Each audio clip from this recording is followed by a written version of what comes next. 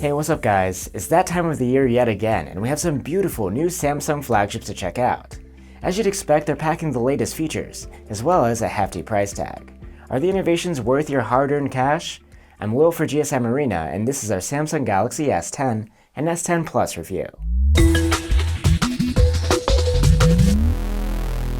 The Galaxy S10 and S10 Plus have a build that's quite similar to the one of last year. They're made of curved glass on the front and back with an aluminum frame, but this time it's Gorilla Glass 6 on the front. The two phones are almost identical, except one is bigger of course. The curved surface helps the phone feel comfortable in the hand, as well as providing some great looks.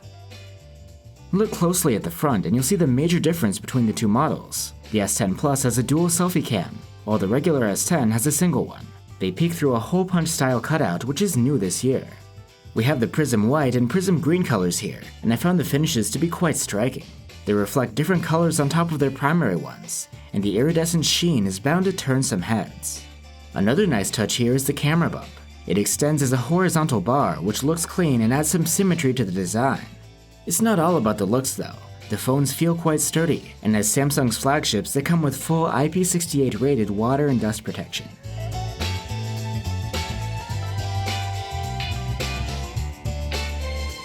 The Galaxy S10 Plus has a 6.4-inch AMOLED screen, while the S10's is 6.1 inches in diagonal. Both are curved at the edges, and have a 19:9 aspect ratio and a 3040x1440 resolution.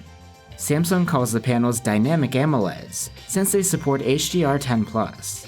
This allows the panel to allocate dynamic range on the fly to match supported content, but for now, such content is only available through Amazon Prime Video. Regardless, regular content on these panels looks awesome.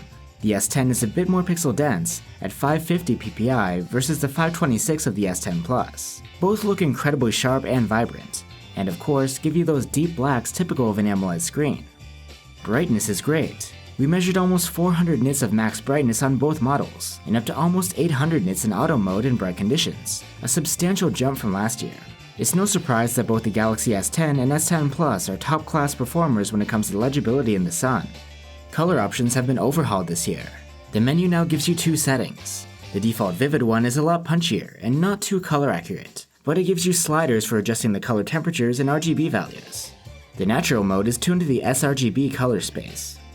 Of course, the S10 and S10 Plus have the always-on display feature, so you can see the time and notifications while the phones sleep.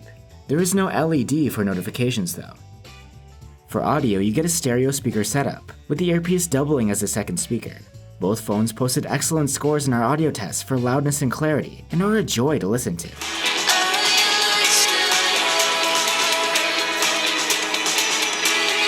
Unlike many manufacturers, Samsung is still sticking with a regular 3.5mm jack on its flagships. Sound quality is awesome, super clean.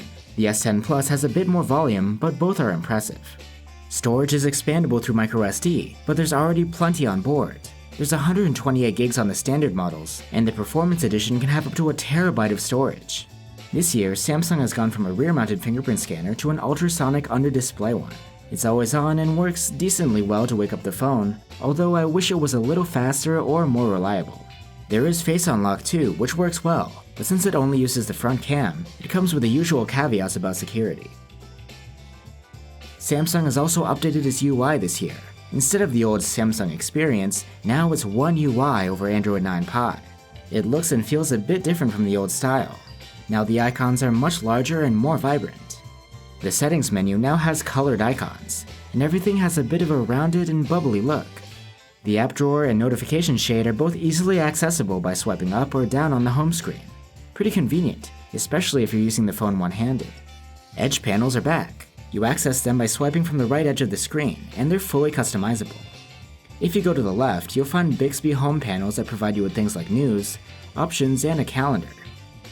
You can customize your home screen with different colors and themes. I prefer the darker ones because they mask the punch hole a little bit. You can call up the Bixby voice assistant by holding down the dedicated button. It doesn't seem as intrusive as before, and a coming update will even let you remap it to other functions. Nice! With gesture navigation, you can opt to have 3 bars on the bottom. Swiping up on the left bar opens the task switcher. Swiping up on the right one goes back. Swiping right on the center bar switches apps. and swiping up on the center bar goes home. Swipe up and hold on the center to call up Google Assistant. I'm not a big fan of these gestures. They're so similar to just pressing the default on-screen keys that I found myself wondering why you'd want to use them. The Galaxy S10 and S10 Plus run on either the Exynos 9820 or the Snapdragon 855 chipset, depending on the market, and 8 gigs of RAM. In benchmarks, each chipset performs blazing fast, and they're right up there among the best Android has to offer. Graphics performance especially has seen a nice boost over last year's chips. I did notice the phones heating up while gaming, but it wasn't uncomfortable.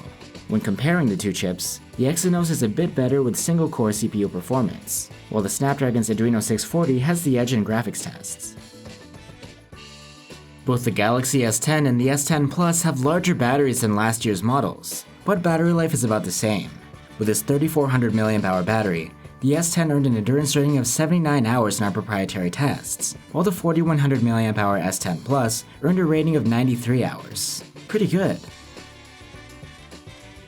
Wired charging speed is decently fast, but nothing mind-blowing. We were able to get from 0 to 41% in half an hour on the S10 Plus, and up to 48% on the regular S10. Wireless charging should be fast with Samsung's latest charging pads. We didn't have one to try out, but with an older one we got from 0 to around 20% in 30 minutes. And the phones can wirelessly charge other devices too. You can even charge one phone with the other one. An easy way to get infinite power. Anyway, this year's Galaxy flagships have a triple camera setup. The 12-megapixel main camera and 12-megapixel telephoto cam are both the same as last year and have OIS. New this time around is a 16-megapixel ultra-wide cam with fixed focus. The main cam has a variable aperture that goes from f2.4 to f1.5 based on the detected lighting. You can also toggle this in Pro mode. Shots in good light with the main camera are as you'd expect. Great. They're detailed and clean with almost no noise. Colors are lively but not over the top, and dynamic range is excellent. Zoomed images from the telephoto camera are very similar in quality to the ones from the main cam. We might be crazy, but we think that they look better and more contrasty than last year. Now for the ultra-wide-angle camera. The images look pretty nice with pleasing colors and very good dynamic range. Fine detail is respectable near the center of the image, but barrel distortion near the edges is pretty pronounced. That said, the distortion is far from the worst we've seen. Also keep in mind that since focus is fixed, you have to get the distance right. Objects that are too close won't come out looking sharp. Samsung's live focus portrait mode has changed. Now the photos are taken with the primary cam instead of the telephoto, so you have to get quite close to the subject for headshot style framing. You do get a larger sensor though, and we're really happy with the way these turned out. Dynamic range is much improved over last year. Subject separation is excellent, faces have nice detail, and skin tones are just right. In low light, the main camera captures excellent images with well-defined detail and little noise. Dynamic range is also very good. Lights that you'd expect to be clipped actually look pretty decent. Now, Samsung's got a night mode of sorts called Bright Night, which is a toggle in the settings under Scene Optimizer. But it'll only engage if it detects extremely dark conditions. We only got it to kick in during one scene, and the results weren't too spectacular. Unlike many phones, the Galaxy S10 and S10 Plus can use the telephoto camera to zoom in the dark. Unless it's too dark, then it will switch to a crop from the main cam. You can also use the ultra-wide camera in the dark. It performs great, giving some of the best ultra-wide shots we've seen at night. As we mentioned before, the two phones each have a different setup for selfies. Both have an all-new 10-megapixel primary selfie cam, but the 10 Plus comes with an additional 8-megapixel cam for depth sensing. In good light, both phones produce excellent results. Selfies look awesome, sharp and highly detailed. Plus, with face detection autofocus, you know that your pictures will come out sharp. If HDR kicks in, you'll get a bit warmer and more contrasty image. And you can toggle the field of view too. It goes from a cropped image to a wider one, so you can fit more into the shot. In selfie portrait mode, shots from both phones have the same great quality. However, the subject separation is better on the S10 Plus, thanks to its depth sensor. You can shoot 4K video at 30 FPS, pretty rare on a phone these days. The field of view is kind of narrow, but there is stabilization, so you could do some vlogging here.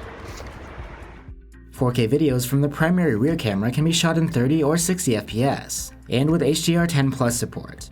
Quality is very good regardless of FPS, detailed and contrasty, with spot-on color reproduction.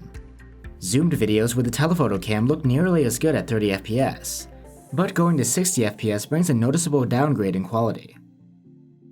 If you film through the ultra-wide cam, there is no 60 FPS mode, but the 30 FPS ones are excellent, provided your subject isn't too close to be out of focus. There's electronic stabilization available in all modes except at 4K at 60 FPS. For extra bumpy occasions, there's also a super steady mode. It's only 1080p, and it uses the ultra-wide camera, which means no autofocus. It doesn't look ultra-wide due to the heavy cropping, but the results are impressively smooth.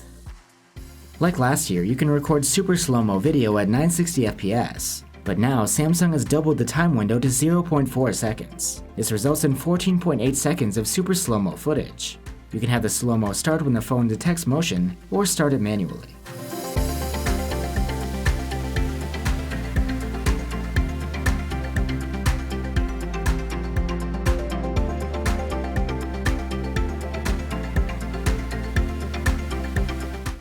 So, the Galaxy S10 and S10 Plus. Overall, they bring the features that people have come to expect from the S series. A gorgeous and waterproof design, amazing curved AMOLED display, cutting-edge chipset, stereo speakers, and one of the best cameras in the business. So which phone is better? Well, they're almost the same, but personally I would go for the regular S10. It's cheaper, the screen space isn't that much smaller, and I don't take selfie portraits that often, so a secondary selfie cam on the Plus model isn't really worth it for me. Now on to the downsides. There's the hole punch cutout, which a lot of people aren't fans of.